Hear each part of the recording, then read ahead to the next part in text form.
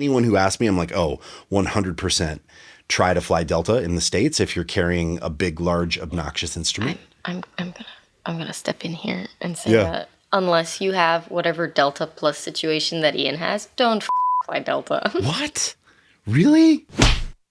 Hi, Shaz. Hello. I have to just say, before we dive into this whole podcast about traveling with a bass, which we're going to do, I just got to see you in Seattle because I was just there. You came out to the Ben Rector show. Show the good people the Frasier reference Ben Rector shirt. Would you mind? Okay, so we've got, first of all, Seattle. Yeah. Seattle On represent. the pocket. And then we've got... Sorry, you didn't know I was going to ask you to do this. Oh my gosh, this is going to work. Oh, my dog is freaking out. Here we go. Right. Yes. Yeah, Ben on the back, there's a Space Needle, and it's a Frasier reference. See everything? I don't know if you can see it. Are you, and Sharon, are you like even old enough to know Frasier? I know of Frasier. Yeah. I don't think I've seen a single episode of it, though. Yeah. Well, takes place in Seattle. It's a delightful television program. The days of yore.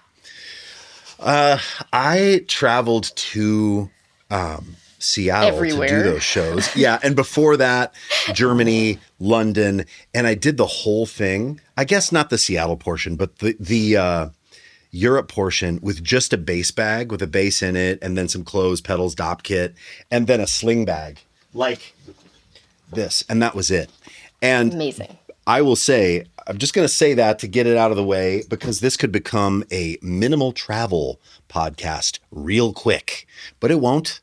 I'm not going to talk about that. Travel influencer. Really, the line is thin. I know. I've been doing a lot more like packing tutorials. And you've been recently. getting people sending you their packs and you're rating them. It's and true. It is hilarious. I can't wait. I'm going out in 2 weeks and flying back to Boston for a weekend. And I'm so excited to take a picture and like pack as minimal as possible to get you to rate it. Please, I will rate your pack. If you go anywhere, if you go to a gig, here's the thing. I feel like you got to be traveling somewhere, not just like down the road to the bar to play the gig or like over to church in your nice SUV. Like you got to be going somewhere. I feel like it adds, if you're going through TSA, it adds like a level of, because like fluids, how did you get all of the things that you had to get on to the plane into that little pack? Like that's like 100%. Tetris on steroids. Yeah. I mean, let me just tell you that not having hair is an amazing, like don't make no mistake. I wish I had hair. Like, don't hear me saying that like, oh, this is better. Choose the bald life. Yeah. Don't let the bald life choose you. But like the fact that you don't have to roll with like product, and I'm not too fancy about, like different soap and shampoo because like I'm happy to just use the stuff in the hotel. So like liquids for me, there's nothing really that I need to bring other than like a little thing of toothpaste rolls in the carry-on. Hey, wait a minute. See these right here? Yeah, these. What are these? Huh? Anybody tell me? They're bases. What's this? No, not a bald head. I mean like this. It's a bass player. How come I'm not doing this video with you guys? I travel. I'm a bass player. I'm kidding. These guys travel way more than I do. But I am here to tell you about something super important. If you have heard me talking about this in the last week, the SLAP Accelerator, we are closing enrollment for this year today. So if you're watching this on Monday, this is open for enrollment until the end of the day, and that's it. Check it out. It's a 12-week program, although you get lifetime access to it. It's over 24 hours of step-by-step material. Nothing like we do here on YouTube. It's step-by-step.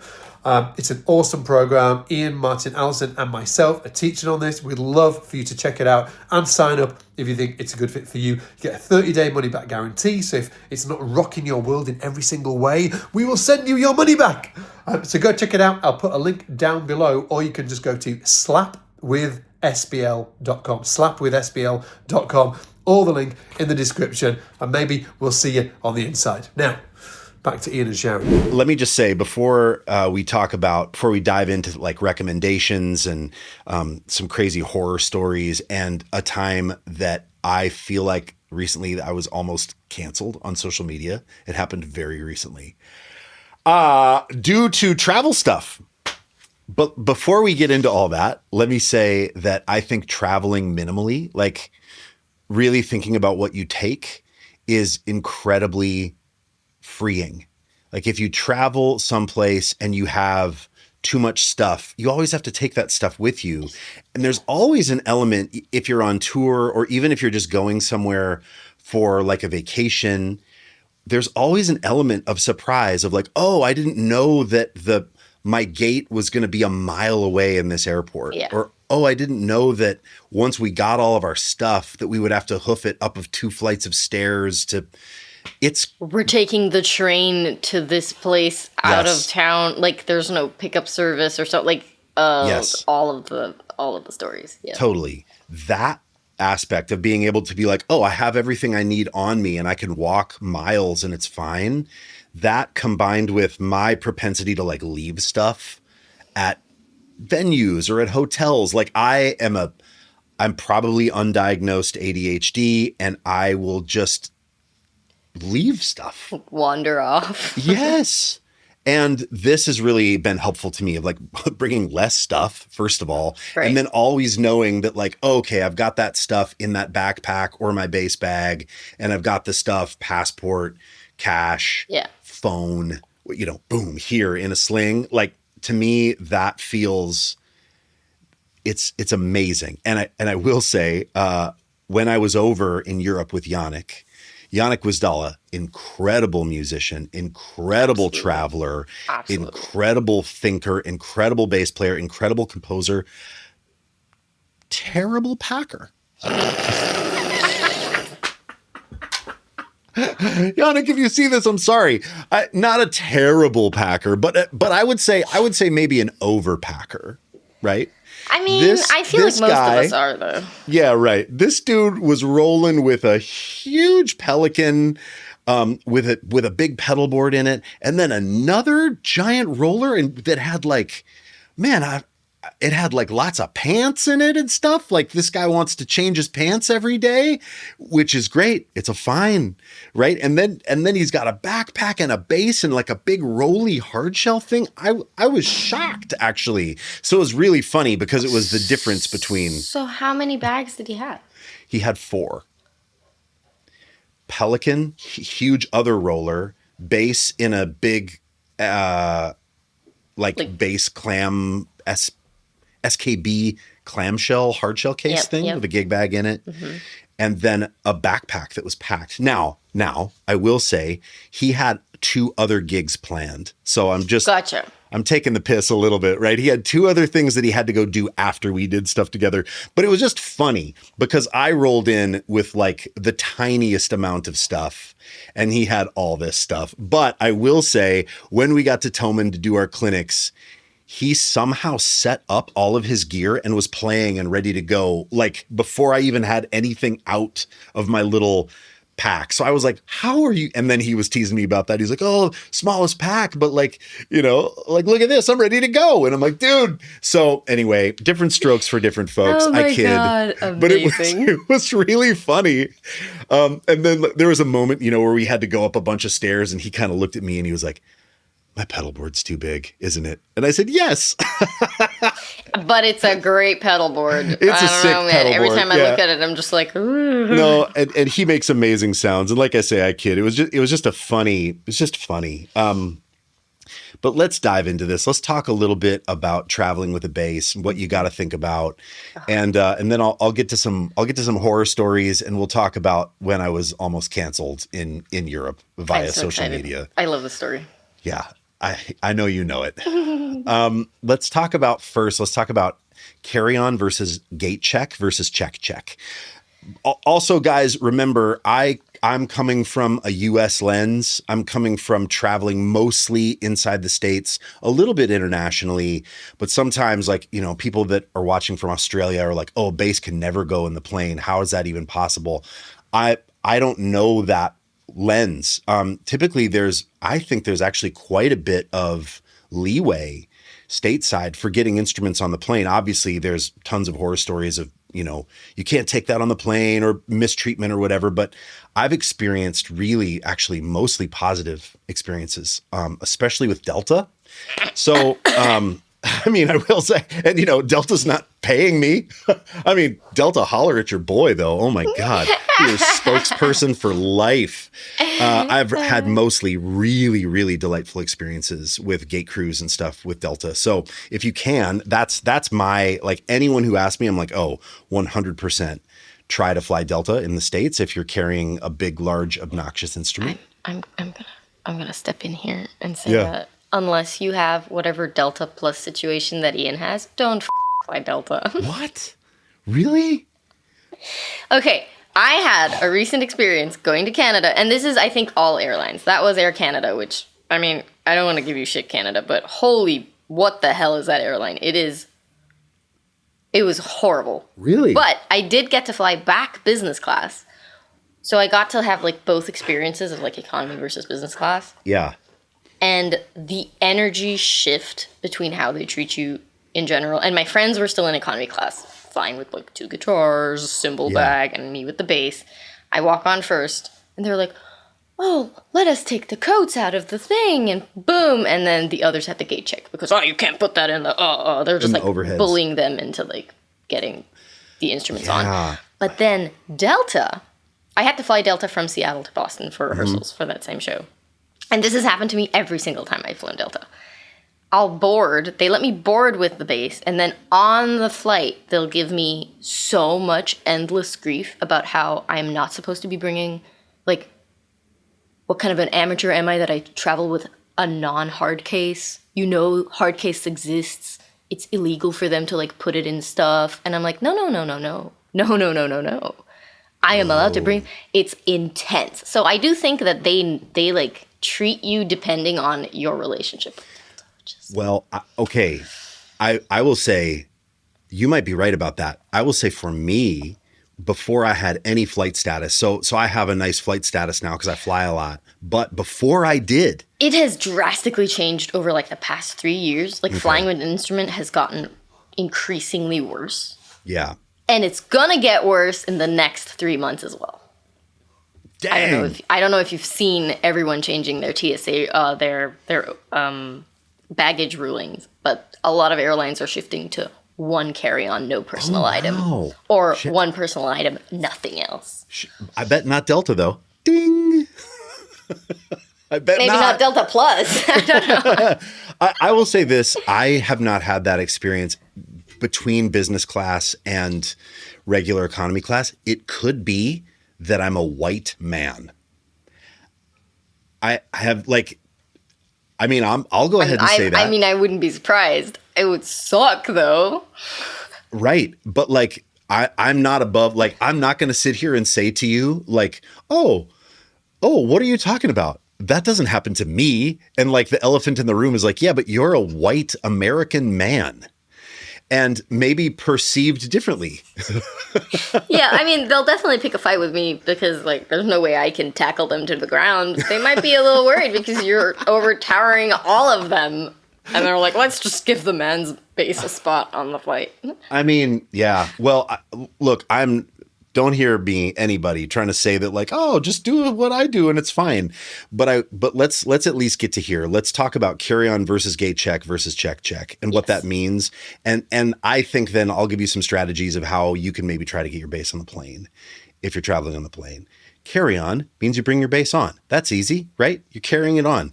Gate check means that you are maybe going to try to get your base on the plane. And then the gate agent says, pesky and pink little piece of paper. Pink tag. Yep. And they go, let's put that on and leave it here. And what we're going to do is we're going to put that with the strollers and the car seats and the wheelchairs and the things that are too big and bulky or that couldn't be checked earlier in the process.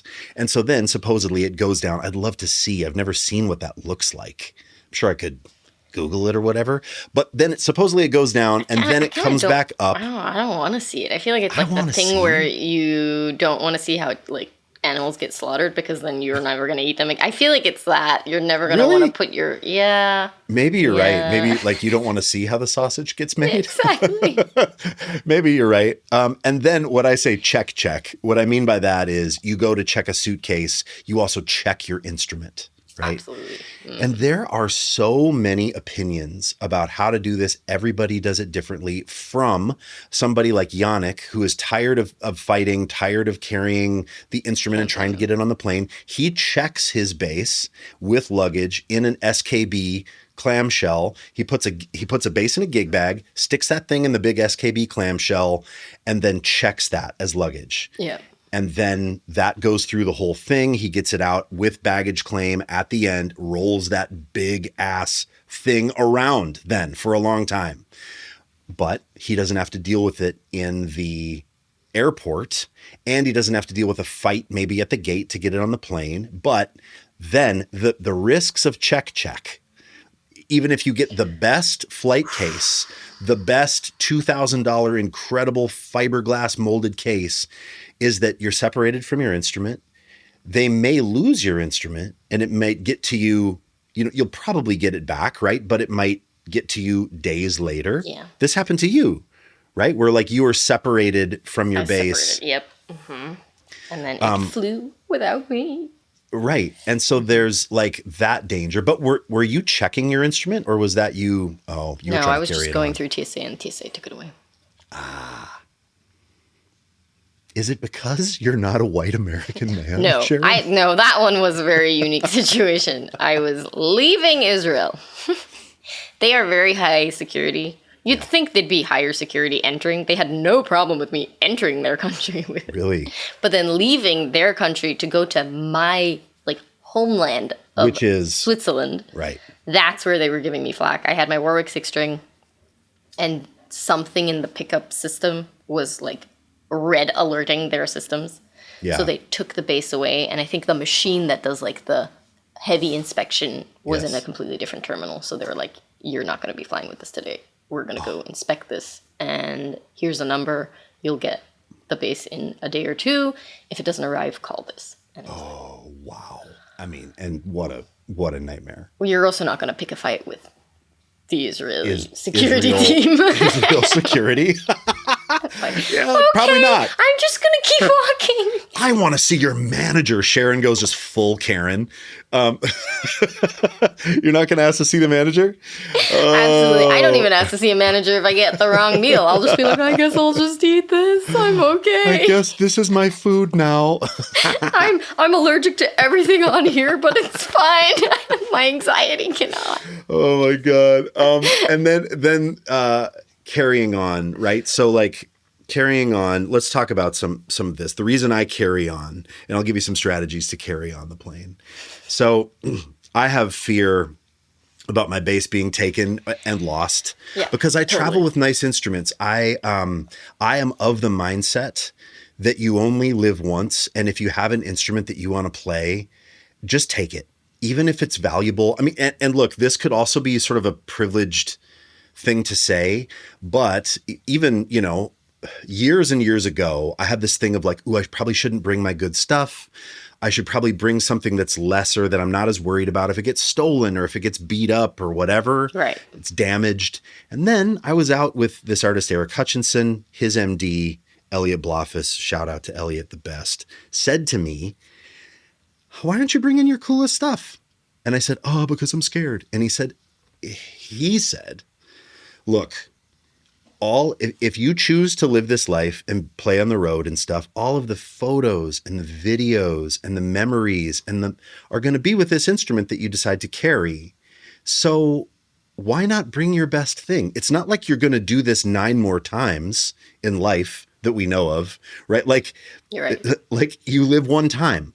Yep. So, and you have one career trajectory. That's all. Yep. So why not bring your coolest shit? And then if it gets beat up, cool. That's part of the story. It's like battle scars. Yes. You'll be proud of it. You're like, and this one I got from. Yes. Yeah. If it gets stolen, not cool. But that's also part of the story of your life, Right. Now, now that's easy for me to say. I've never had a bass stolen, knock on wood. Me neither. But I'd like to think that if I took this beautiful lull bass out, now and I have a few of them. So like, again, it's a position of privilege, but like, even if something bad happened to it, I want to risk it for the biscuit, Shaz. Do you know what I'm saying? Absolutely. I want to take the right bass for the gig and for my life out there, even if I'm risking something happening to that instrument. It's Right. worth it to me to do it. It may not be for everybody, but it is for me. I totally agree. You But do? it's also easier for you because if it gets stolen, you know the first place you need to go to is my place. Call back to you stealing my dingwall. That's funny, Sharon. They stole it back, though I don't have it anymore either. I'm really I call broken up you. about this. I call you and I'm like, Sharon, someone stole my. Wait a minute. You have it on FaceTime. Oh my God. Okay, so let me talk about a couple strategies if you choose carry on life. And before I say this, let me just say that there are people that, like Janek the Czech in a flight case. There are people like Corey Wong who checks his Strat in a mono soft case. He checks it. He's just like, whatever, it's going to be fine. And he has so far that I know of not had a problem. It's just good vibes, man. Yep. He's just like, whatever. He puts it in a mono case and they put a fragile sticker on it and under the plane it goes. And he doesn't worry about it. He's like, these are pretty robust. It's a Strat. I can get another one. He's not that precious about it. And that's interesting, right? I don't know. Like, again, this is not a prescription. This is just perspective. So, but if you want to try to carry your bass on the plane, what I have found works the best is to not fight. So if they say, hey, you can't bring that on and we need to gate check it with a pink tag, instead of going, oh, no, it's really valuable. And here's the thing that Obama did that lets you carry. Don't do that. In my experience, the best thing to do is say, okay. And they put a pink tag on your bass, and then you can still ask the flight crew to put it on. You can roll in and say, hey, they recommended that I gate check this, but is there any chance that you have space in a coat closet? Or maybe the captain, or you know, you don't ask to put it with the pilots. That's some foreshadowing. But sometimes flight crews will bend over backwards to accommodate you. Right. In my experience, that's happened. In Sharon's experience, It happens occasionally. It heavily depends on the flight crew. yes. But And- I wouldn't be able to confidently say one airline is better than the other. It's always, for me, Got it's it. always been kind of like, today they were great.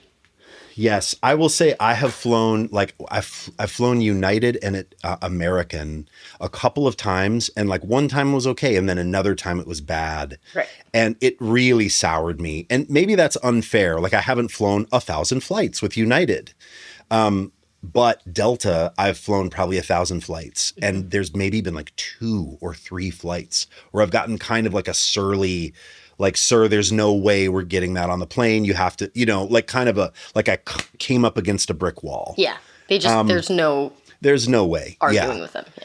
But so what I do is if they want to pink tag it, I say, sure, no problem. And then what I used to do is walk down the jet bridge and tear the pink tag off and put it in my pocket and then pretend like I hadn't got it. Now, I recommended that at one point on social media, and someone from Flight World hit me up and said, hey, just FYI, if you do that, it creates kind of an odd, like they're supposed to be on the lookout now for something. That's and missing. it makes records mismatch, and it actually creates more sort of drama, and just so you know. And I thought, oh. And then I'm like, do I care about that? So I was like, maybe I do. Maybe I want to be on the up and up. Right. So now if I get the pink tag, I just roll with it and I say, they pink tagged it, but I'm curious if you might have space.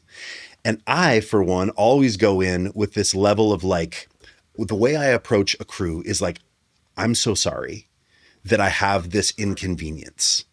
Not with this vibe of like, well, this is my profession and this, Right. do you know how much this costs? Like entitlement, basically. Exactly. Zero entitlement, because I know it's a pain in the ass. Like if I was another person like traveling without an instrument and there was a stupid bass player that put his bass and took up the entire overhead with a stupid bass, I'd be like, dude, buy a seat or right. But we don't buy seats. Like, are you kidding me? Like musicians are strapped enough. Like that whole like, oh, why don't you buy a seat is preposterous. I didn't even buy this one, man. Yeah, that's not My happening. mom bought it for me. Yeah. The artist, scraped to be able to get us flights to do this. So I always approach it with that. And then typically there's a way to make it happen. And if not, then it goes in a gate check situation. And I have actually, nothing has ever happened to my instrument in a gate check situation. Nothing. A couple horror stories about TSA about checking stuff I have had. So we'll get there.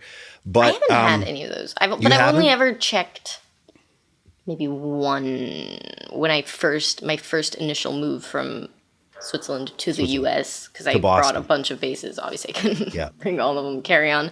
I wish, but I think I had 2 bases that were checked, and that was definitely like nerve wracking. But everything was fine. Okay, we do a couple case recommendations. You're not going to see this because it's not on cam. Maybe I'll film B-roll after. I just have a wall over here that is just cases. Yeah. And it's all mono.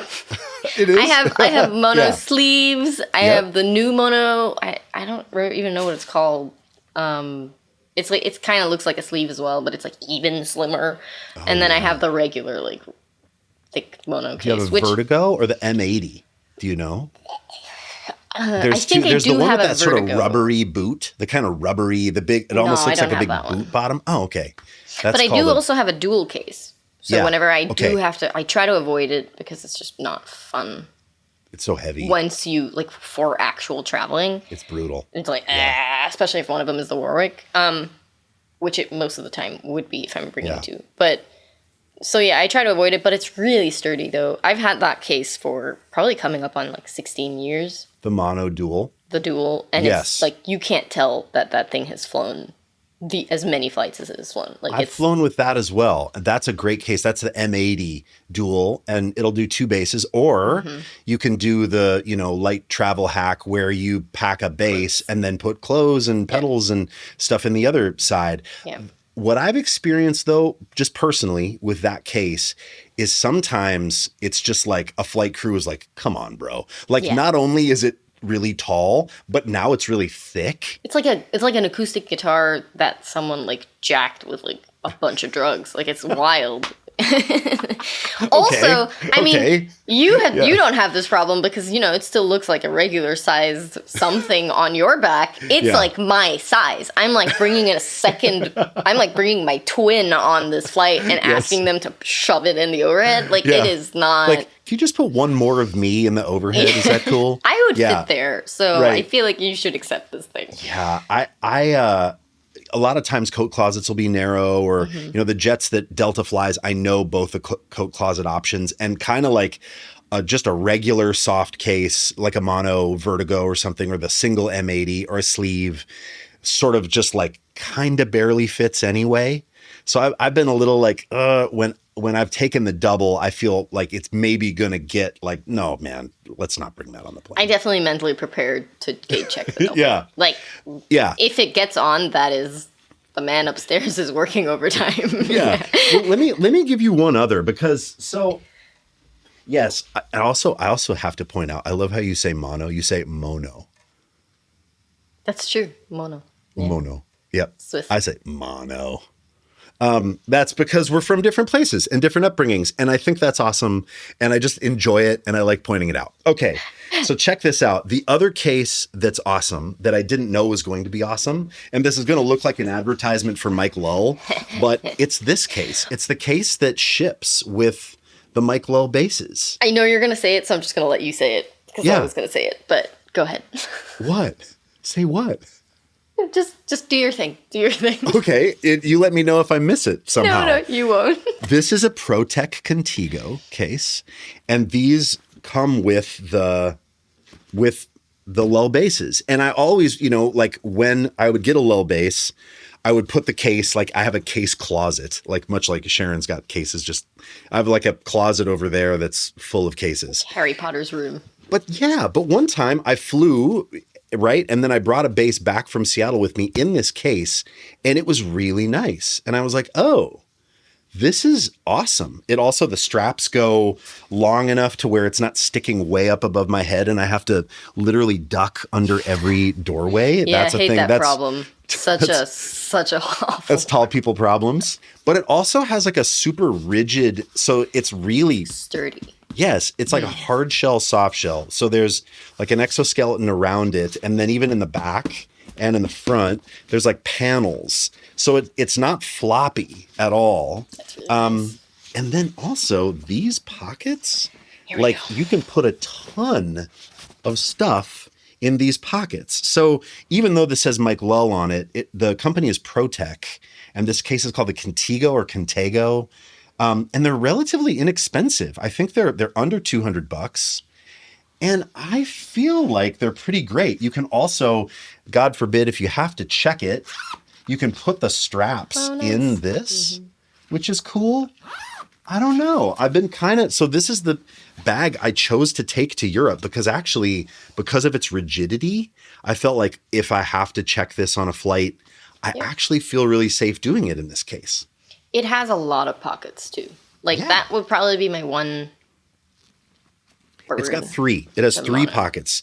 Here, and then the one on the top here. But they're they're poofy. They do have some. Yeah, they have some like, dimension. Yes. To get it, there is a pocket, but there's But it's like almost sort of barely any flat. room. Yes. So you can like fit a laptop in and a cable. Yep. Just barely, you can maybe shove the HX in, but Right. I don't like. And doing aesthetically, it's beautiful, right? Like the mono pocket because it conforms to the thing, but there's not a lot of dimension. So this, if you have this packed out, right, it sort of looks kind of dorky because it's like, hey, I got stuff in my pockets. It's like, it's kind of like poofy, but if you have to put a bunch of stuff in there, it's nice because there's volume. Look at that. I'm filling it with air and now I'm poof. See how much crap you can get in there? I've also sort of like stretched it out because I put a lot of crap in there when I was, clothes and a Dopp kit and stuff.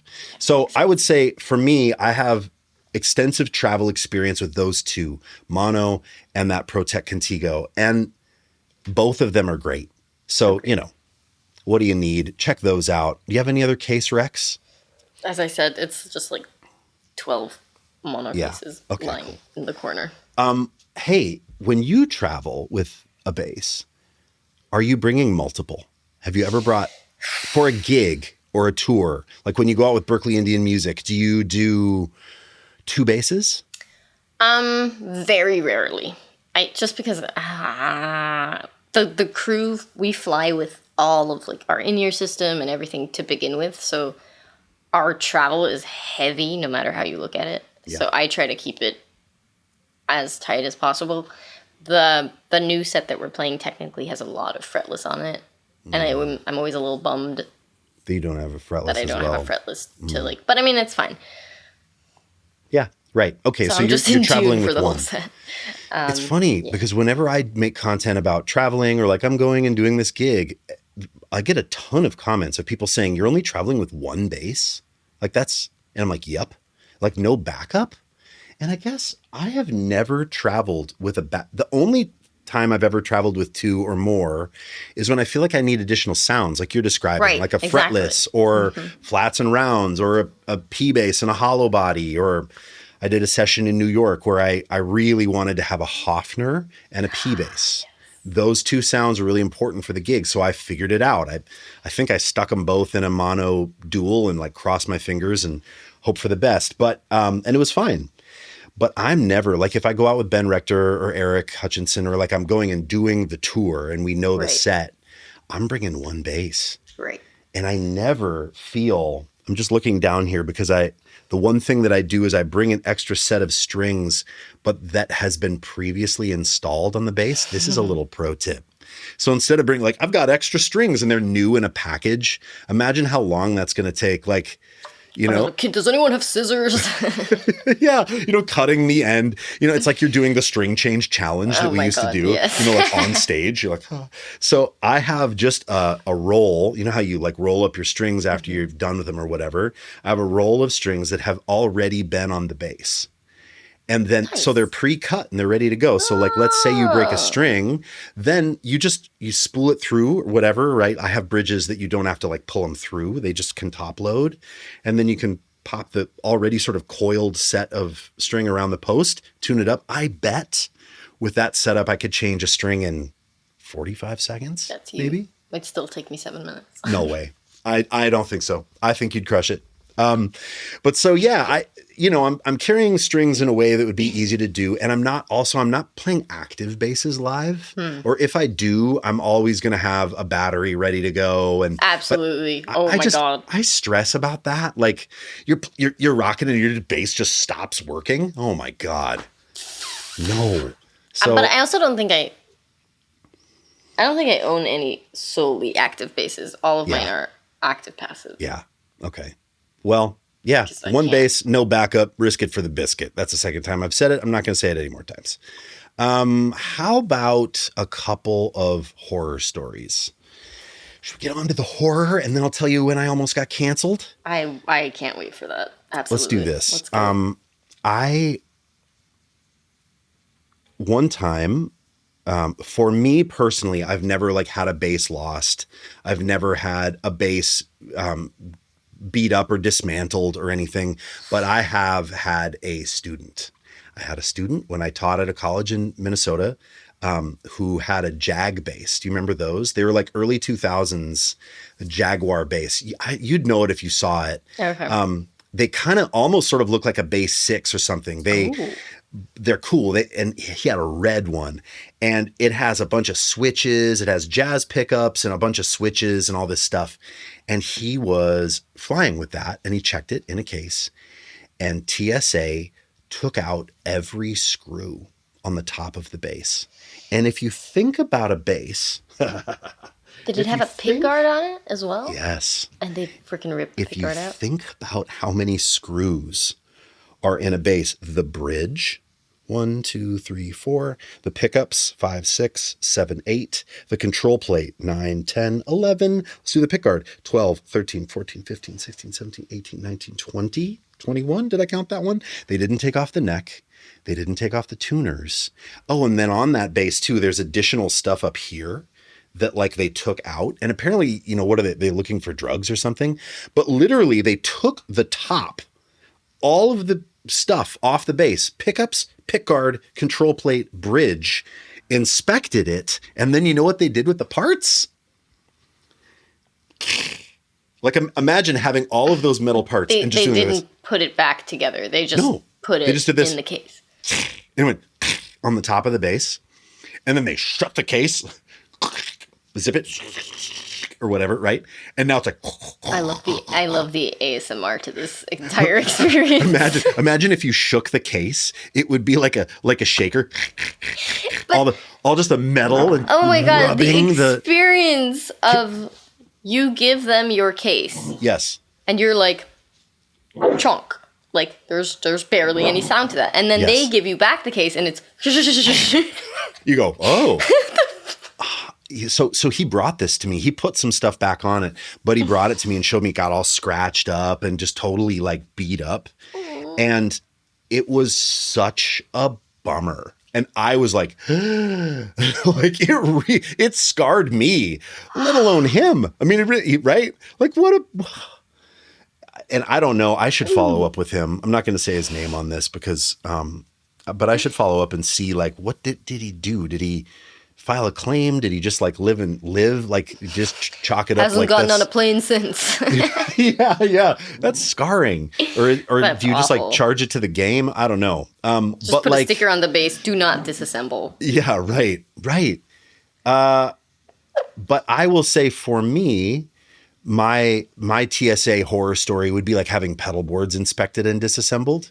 So I used to fly with a really nice, I have it right over here. It's like that. It's like a little board that flips up into this like beautiful wooden case. And I had a Pelican for that, and would put that whole thing in a Pelican the foam I had plucked out perfectly for it to fit in there, and they would just open that thing up and take pedals off and unplug stuff. And it didn't like break anything, but it just, man, when you put so much work into making something lovely to make your gig easy, and then it's sort of randomly pulled apart and the Velcro's now wonky and now a couple pedals are scuffed up. And again, these are very first world problems. These are privileged problems, but it's things that you take time. You take you care to make it be the thing that you want. You have like the pedals in the right order. You made sure that it fits nicely. And like, I don't know, maybe there was a complication with one and you managed to just fit it right. And like, you're like, phew, glad I don't have to do that again. And now someone just goes and,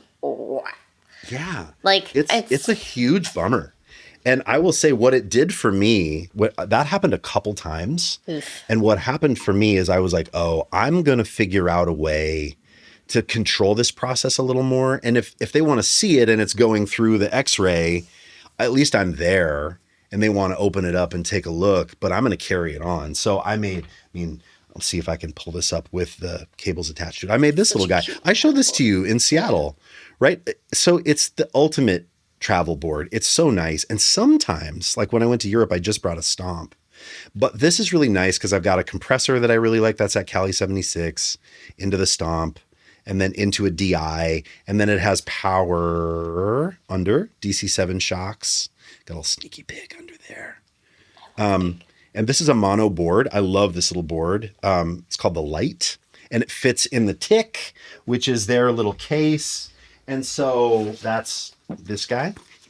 And this can strap to their cases, which is cool. Or sometimes if I'm bringing that ProTech bag, I'll still use this, but I'll put it in like a roller when I'm traveling not as light. And that's great.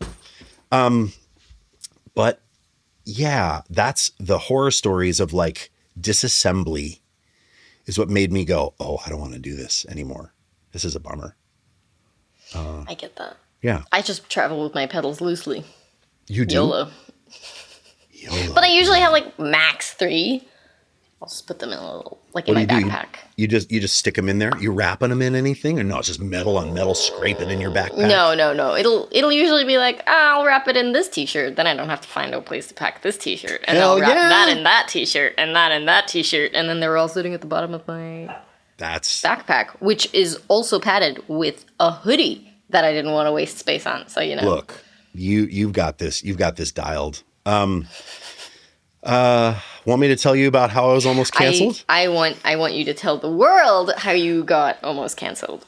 So, Janek and I had all this travel drama getting from Germany to London.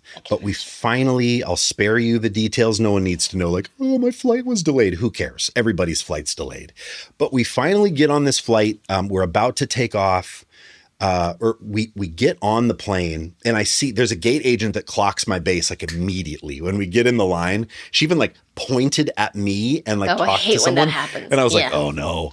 And then it was amazing actually, because when I got up there, she was like, sir, you might need to. And Janek was there. Janek was like a guard dog. He was like, hold on, we're flying business class. And like, he really really advocated for me. And I was like, it's cool. This was in Germany? This was in Germany. Okay. Yes, this was at the Frankfurt airport. I'm going to interrupt your story for a split second. This has happened to me in Frankfurt airport. Really? I was traveling with another bassist. Oh my God, This is an identical story. Yes. And they were pointing at us. Yes. And my friend went up to them and he's arguing with them and it didn't work. You have to tell this to Janek because he would be able to help you in this situation. Okay. Go up to the desk and speak to them in German and you'll be fine. They let us board with 2 basses. The minute I went up and I spoke to them, like, hey, I know this is problematic, but the minute we did that, like, they softened. They're like, oh, they're not like, yeah. Like. Well, one of the many differences between you and I is that I don't speak German. But Janek does. Does he? Maybe Yes. he does. Does he? Okay, all right. Well, he was worried about me and my instrument, which was nice, but he was like, hold on, this is okay. We're getting this bass on the plane. And they were Right. kind of like, no, you're not. And I Yeah. just sort of said, it's all good. I said, don't worry. Like whatever happens. It's fine. If we need to check it, I'm okay with a case. It's fine. Let's not make it a big deal. And anyway, everybody chilled out. And I said to them, we'll work it out. If Right. there's space for it, great. And so they chilled. It was cool. But once we got on the plane, I did my thing of like, I know this is an inconvenience. Is there any way? And at that moment, this is a Lufthansa flight. Am I pronouncing that correctly, Very Sharon? nice. Yes. Lufthansa. And I'm not going to tell you who and when and where, and because Because it'll get you canceled. yes. So there was the co-pilot, which I was also told by Flight World. That's actually not the thing you say. You say maybe it's like first attendant or Oh, I didn't like know that. co-pilot might be sort of derogatory. I learned a lot almost getting canceled by Flight World. But the guy that helps fly the plane Second dude next to the on pilot, the right. Yeah. later he described himself to me as the co-pilot in a message he sent to me. So I think co-pilot's cool, but I did get some crabby people saying co-pilot's not. Anyway, he was super cool. And he said, oh, I might be able to just put this up with us. And I thought he So meant nice. like in first class or something. And Right. I didn't realize he was in the cockpit. Right. And then he was like, can I grab it? Oh yeah. And he grabbed it and he started to take it up to the cockpit. And I was like, whoa. And then I came up and I realized, I was like, can I walk up and see? And they were like, sure. Cool. So I walked up to and I be in pulled a my cockpit. phone out. And then there was a captain who was super cool. And I pointed at my phone and I said, is this okay? And they said, sure. And so I just started to film because I had this idea that everything in musician versus airline is the typical narrative. And wouldn't it be fun to post a piece of content that was the opposite of that narrative? Comes together. Right. Yes. And so they were strapping it into the jump seat behind the co-pilot. And the pilot said, this is the first time that we've ever put a guitar in the jump seat. And we're laughing. And I'm saying, oh my gosh, thank you guys so much. This is awesome. Thank you. And and then I went and I sat back down with Janek and he's like, oh, that's so cool. And we had a great flight. Absolutely. Yeah. So then my content brain is scheming to how to make a piece of content around this. And I decided to make a piece of content that started the video of this guy strapping my bass into the jump seat. And I put the text, actual footage of a Lufthansa flight crew taking my bass away from me. And then there was a space. And then it said, and totally treating it with amazing respect and care. And then there's the dialogue of like, this is the first time we've had it in the jump seat and me saying thank you. And then I Right. wrote this big long thing about how we as musicians sometimes feel mistreated by airlines. And always the stuff you hear is the horrible stuff. You never hear like, hey, I got my bass on the plane. Like the positive stuff never Right. comes to the surface. Right. No one is writing songs about how, United actually got my bass in the coat closet. You're only writing songs about United, breaking your Taylor acoustic guitar, which happened, right? Oh my God. I just found out about that song the other day, by the way. I didn't know that United was a breaks thing. guitars. Yeah. So that's the narrative. And this was an incredible act of kindness Yeah. Right. on this flight crew. So I showed it to Janek. He laughed. He's like, that's amazing. And I put it up and it went dummy viral. Sharon, like crazy viral. I think in 12 hours, it had 4 million Jesus views. Christ. Off the back of that 12 hours, I think I got 900 new followers. It was insane. And 98% of the comments were, this is so awesome, amazing that they did that. Wow, that's incredible. Claps, oh, Lufthansa's the best. And then it started to turn where there were people from Flight World, like other pilots, people that like exist in that space, that's their job and that's their world, that started to say, ooh, actually, this is against regulation. And we understand what you're trying to do here, but this could come back and bite these guys that did something nice for you. And at first I got that.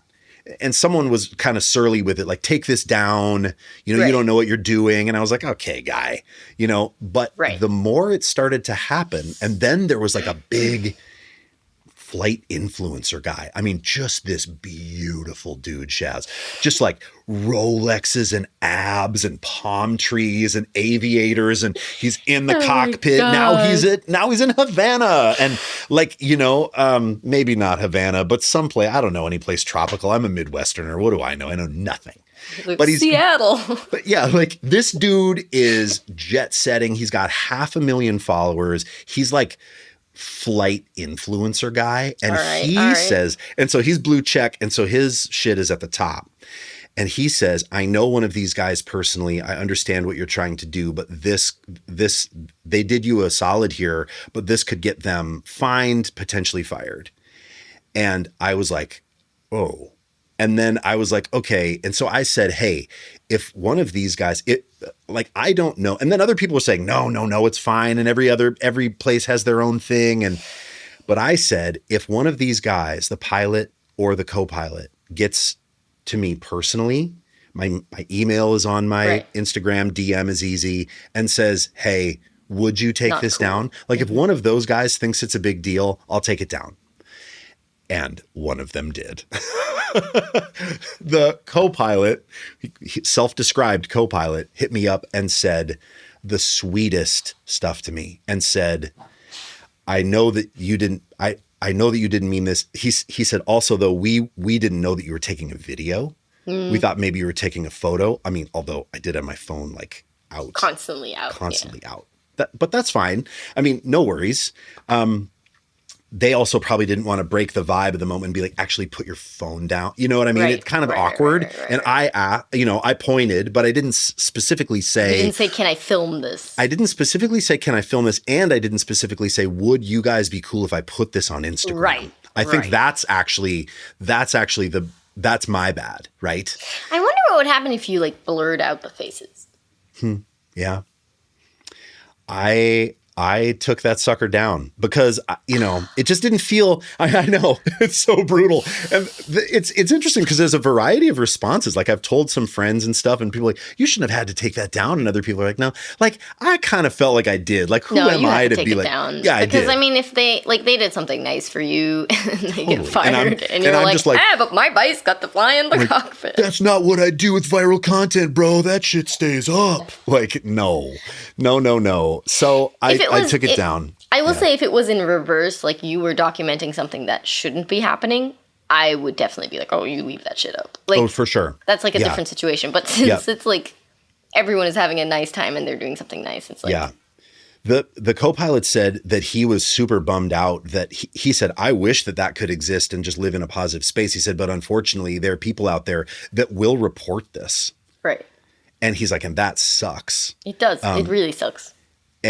But he said some super nice stuff, and he's one of the good ones. I'm not going to call you out by name, but bro, if you ever listen to this, thank you for your kindness. And I'm sorry that it turned into what it did. And I will say flight content world came for me. Like they came for me. It was wild to see it happen too. It's also funny to think that there is in fact a section on Instagram that is flight people. Sharon, I would these people leaving these comments would like I'm clicking on their profiles and it's a dude in aviators next to his Cessna, or you know what I mean, or like selfie in a cockpit of like flying there's like just like Base World, there's full on, and there's influencers in that space, and the dude with the abs and the perfect like Ken hair, like Barbie Ken vibes. That's the place to be. I don't know how we ended up in Base World, but I mean, I guess, you were so close, Ian. You were so close to getting through. I'll tell you what it is. It's a lack of abs, Ken doll hair, and skills. Well, I mean, you have skills. They're just in other places. Completely different area of life. So anyway, Lufthansa crew, thank you and sorry. And but I will say, maybe just to wrap it up, let me say, I think you should get out there with your coolest stuff and 100%. travel. And even if stuff gets beat up or lost or hopefully not stolen, but even if there's stressful travel experiences that we all have, there's something to me that is absolutely exhilarating about flying somewhere to do my craft, like taking my bass and the things that I need on my body and like traveling and eating food and drinking a coffee and getting on a plane and like going somewhere to meet the people, to play the music, getting to see friends like you know, getting to meet you guys that watch the YouTube channel and we talk about SBL and we talk about bass, and it's exhilarating to me. I love it. Like I love travel, even when it's stressful. So it's worth it to me, and it's worth it for me to bring the things that I love like with me on the plane and just not know exactly what's going to happen.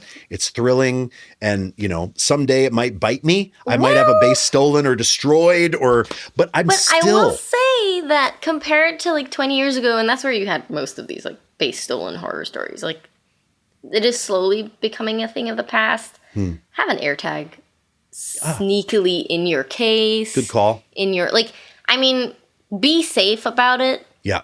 I'm not like huge on this feature. I don't think this one. Oh, this one does have it. I'm like, I don't necessarily care about it. Arcam does this thing where they put the AirTags in the base. Like, wow, talk about like ahead of like the problems. Yes. But yeah, like just I can sew, so I would sew secret compartments into my base cases, and I'll just have like an AirTag there, because then they won't like just clean out the thing and like check for it. I'll just like sew it on, and then we should have will, like, know. Jack clip that for social. Jack clip it and include me telling you to clip it. It'll be this meta thing.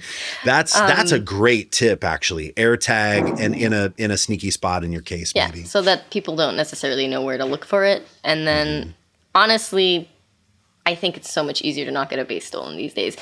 Damaged, I mean, stuff happens, but also a lot of damages can get fixed, and I love battle scars on my instruments. I don't have a lot of them because I'm like really meticulous about how I take care of my basses, and I finally had a ding. I texted you and Spencer and Maddie the other day about my first ding on my turquoise Fender Jazz, and there was a darker blue under the turquoise, and I got really excited, and I was like, I need to go find a rock and start beating up my bass. But so like battle scars on a bass I think are really cool. Totally cool. So I wouldn't sweat a lot of it. Just be preemptive with stuff like stealing and have an AirTag. That's a good call. And I think too about damage, like it is part of the story if your bass gets a ding, right? I mean, now obviously destroyed, but even, I mean, this is not going to be a popular take, but even if you have an instrument destroyed, that means you're probably traveling enough and doing the thing that the odds are at some point you're going to have a terrible mishap. And what an amazing life.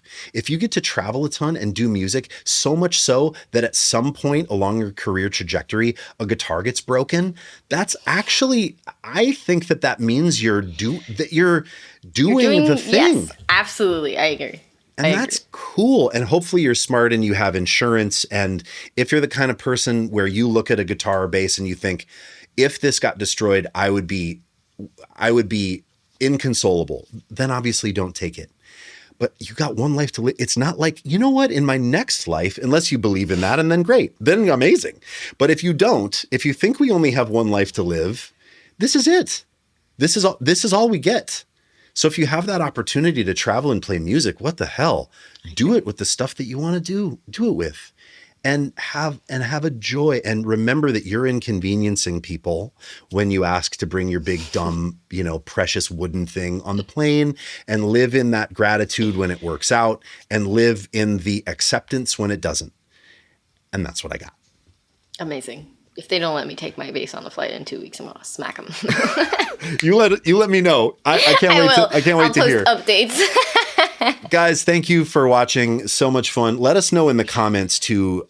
Please let us know. Make friends in the comments and let us know if you have horror stories of your own, or maybe even stories of incredible gratitude and happiness of when you didn't think you were going to get your instrument on the plane, but there was a super Absolutely. great crew that let's have them both. Will you serve up the negative? That stuff always gets the most engagement. I get it, you know, rage bait, but if you have positive stories as well, drop them down. Let us know.